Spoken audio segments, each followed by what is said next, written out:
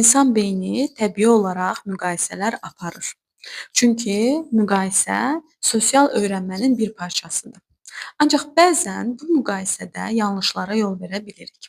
Bəzən insan yaşadığı öz problemli vəziyyətini, çətin vəziyyətini, mənfi duyğularını digərləri ilə müqayisə edərək önəmsizləşdirirsə, bu insana mənfi təsir göstərə bilər. Bəzən də başqalarına təsəlli verici cümlə olaraq bunlar istifadə edilə bilir. Məsələn, başqası səndən daha pis vəziyyətdədir, daha ağır problemlər içərisindədir demək, qarşı tərəfi təsəlli vermək deyil, onun yaşadığı duyğuları önəmsizləşdirməkdir, onu anlamadığınız mesajını verməkdir. Bu isə həmin insanın psixoloji sağlamlığı üçün zərər verici ola bilir. Müqayisə apararkən həm özümüzə, həm başqalarına qarşı anlayışlı yanaşmaq, təkcə mənfi müqayisələri aparmamaq çox önəmlidir. Müqayisə öyrənməyə, insanın özünü inkişaf etdirməsinə kömək edə bilir.